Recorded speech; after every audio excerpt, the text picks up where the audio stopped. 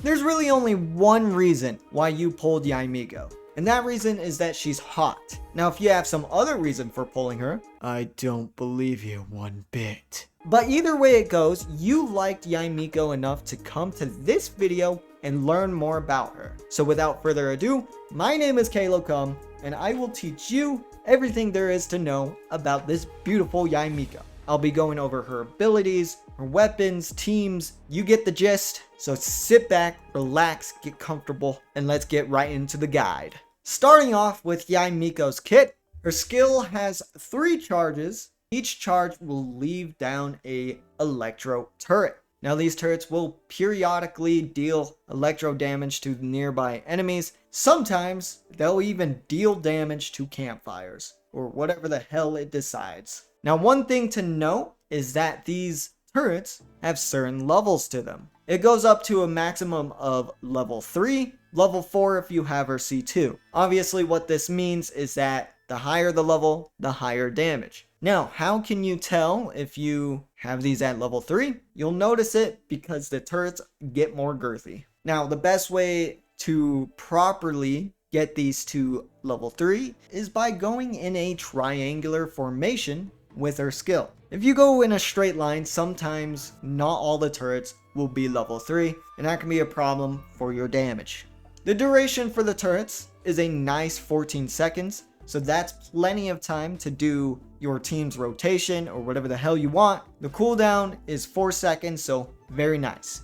Moving on to Yae Miko's burst. Firstly, it looks really cool. Secondly, it does a great amount of AoE electro damage. Now, one thing about her burst, if you have no turrets on the field, the burst will only strike once. But if you have all 3, the burst will consume those turrets and strike an additional 3 times, which is very nice. So make sure to have those turrets up. Also, some advice, make sure your burst doesn't miss because it does like doing that a lot. Now, the cooldown for the burst is 22 seconds, quite a decent amount of time, but that's mainly because of her huge energy cost. It is a whopping 90. And I thought Ayato's burst cost too much. No, Yae Miko is expensive as hell. But if you have good team synergy, good artifacts, and just a proper setup overall, the energy might not be a problem. Moving on to Yae Miko's normal attacks. It's a 3-hit combo that actually kind of does some AoE damage. And her charge attack also does some AoE damage, but it kind of takes a minute to charge up,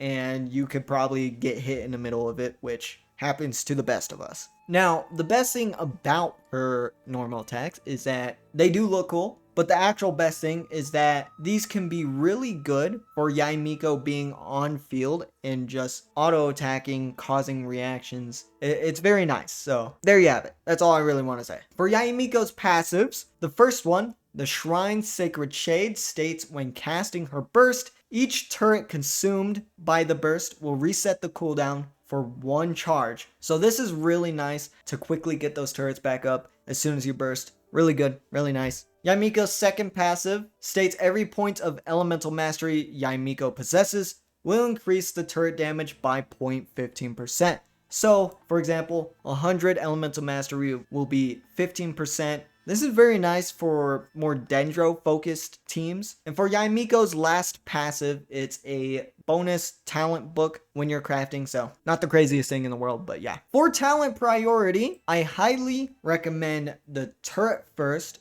because the turrets are what you're going to be using the most, right? No matter what you're doing, you want those turrets to be the best they could possibly be. And then secondly, you want to, of course, level up her burst. It does good damage. It really does. It does really damn good damage. And then lastly, I would recommend doing the normal attacks. Now, do you have to level this up? No. But I do recommend this if you have the extra resources because her normal attacks can really be good for some on-field time. All right, that's her kit. Let's move on to the artifacts. For full piece sets, Thunder Soother's Heart is pretty good just for more damage from Yae Miko. That's basically it, so pretty decent overall. Thundering Fury, also really damn good for damage. She'll get some bonus electro damage bonus from the 2-piece, but the 4-piece set increases the damage caused by any electro reaction by 40%, and the damage bonus conferred by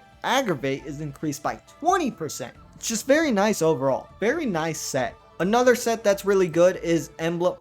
Okay, so my friend's account has not unlocked Emblem. What the hell is this? Alright, I'll just slap a PNG on the screen. Emblem is good for more damage, of course. It also helps you get a little bit more energy recharge from its 2-piece. So, overall, pretty decent. Another set that's really good is Paradise Lost.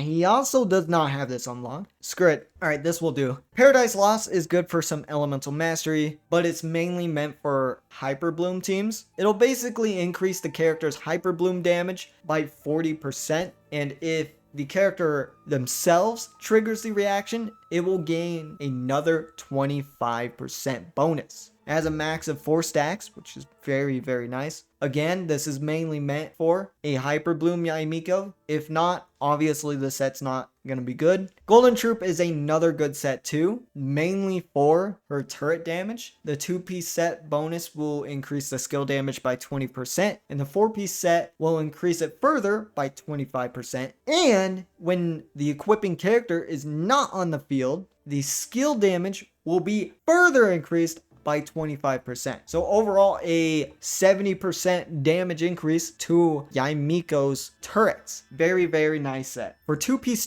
combos, Thundering Fury for the electro damage bonus with attack artifacts or EM bonus artifacts, or Emblem for the ER, Noblesse for the burst, or Golden Troop for the skill. Basically, this with any of those other artifacts that I mentioned will be pretty damn good. I think out of all the artifacts, I do recommend Thundering Fury because it's just nice for damage overall, especially reactions. And Dendro type reactions are, I would say, the best for electro characters. So this set would be really, really damn good. Now, as for the main stats of said artifacts, if you're wanting a more damage-focused Yae Miko, a crit rate or crit damage circlet would be really good. Electro damage cup, of course. And then for the Sans piece, you want elemental mastery, attack, or energy recharge. If you have energy problems, I recommend elemental mastery because the reactions are very good. Attack won't make that much of a difference, so there's that. For an off-field focused build for, I guess, hyper blooms, EM on everything, pretty much. As for the substats, you want to focus on crit, like you usually do. Elemental mastery is really good. Energy recharge is really good.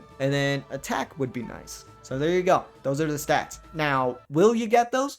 Probably not. You'll probably get HP and defense most of the time. Now, moving on to Yae Miko's weapons. For 5-star weapons, obviously, Yae Miko's signature weapon is going to be one of the best, if not the best. It gives her a huge amount of crit damage, and the weapon's passive also provides a lot of elemental damage bonus as well elemental skill damage bonus. It's very nice. Really good option. Another good option is Nahida's weapon. It gives a huge amount of elemental mastery, and even more within the weapon's passive, also can give you some more elemental damage bonus. A really good option overall. Another one is Lost Prayer. It can give you some crit rate if you need that. It also can give you some elemental damage bonus from its passive. Very solid option. And lastly, for 5-star weapons, we got Skyward Atlas. This can give you a decent amount of attack, but also some elemental damage bonus within its passive. Yeah, not as good as the previous mentioned weapons, but it can get the job done. Moving on to 4 stars,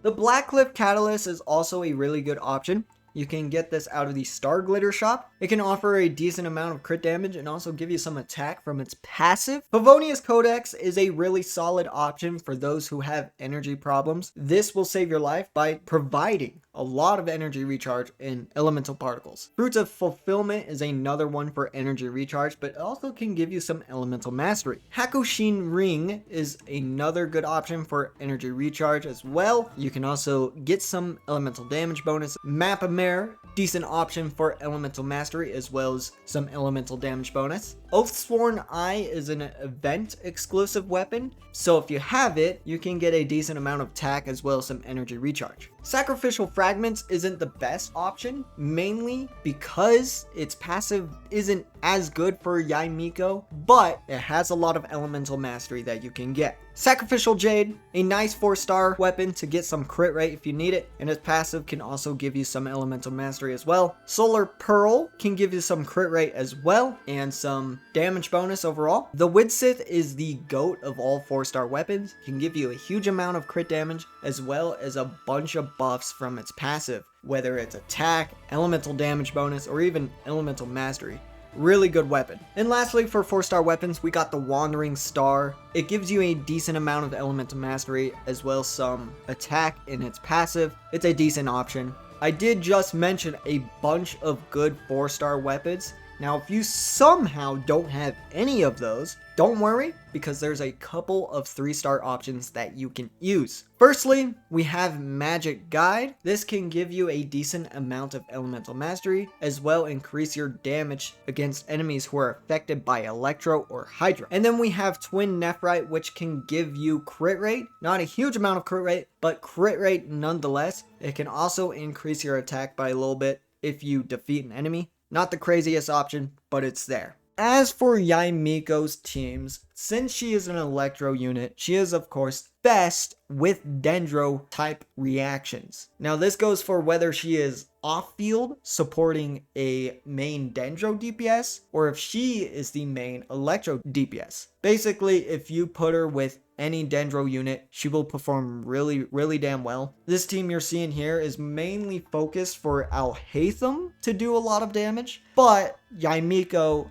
can step in and do a lot of damage too. And then of course, the best team you could possibly have in this game is Hyper Bloom. I don't really need to say why, because it's just brain dead easy. It consists of Dendro, Electro, and Hydro. Really damn good. Of course, a Taser team wouldn't be bad. Say, Farina, Shincho, Yalan, or Kokumi would be a really good pair up with Yae Miko for a Taser comp. That wouldn't be bad at all. Another team I would like to mention, since it is kind of fresh, you can do an Overload team. That's only if you have Chevy. If you have her with some other Pyro units, and then of course Yae Miko, you can do some nasty Overload stuff. That would actually be cool. I would love to be able to do that, but I can't. And then a Super Conduct team wouldn't be terrible. You could pair Yae Miko up with Charlotte. I do believe Charlotte can heal and stuff. I don't know exactly, but she can do some good stuff. Rosaria is really good for off-field cryo application. Layla for shields. She can do some decent stuff. Ganyu can actually have some really good off-field cryo application. Sokikaya, very nice. Diona or Chi-Chi even. Really good healers for that kind of team. Yeah, not a terrible team. And then if you wanted to, you could do it Hyper Carry Yae Miko team, which would consist of her, of course. Kujo Sara. Only suggest this if you have her max at C6 for a really good Electro benefits from that. She isn't bad without it, but recommend her at C6. And then you could also use her with Kazuha for the grouping and just damage bonus overall. Pairing her up with Sucrose isn't a bad idea either. She can basically do the same thing as Kazuha, but a little worse. So yeah, those options aren't terrible. Just throwing them out there. Overall, Yae Miko can fit with a bunch of teams, and also considering she has a bunch of off-field benefits going on with her, she can be used as a support DPS or sub DPS, you would say. Anyway, overall, Yae Miko is very damn good, very hot, and because she's Electro, she can be slotted in the best team in the game. She's also pretty fun, I would have to say, especially if you're using her more on-field than off-field, but overall, a really good character. Anyway, I hope this guide was very useful. This is the first character guide I actually did with no script, so let me know how I did. I personally think I did terrible, but if this video does well, then I probably didn't do too bad, huh? Thank you for watching. I hope you enjoyed. A like and subscribe would be very appreciated. I will see you in the next one. Bye-bye. Oh!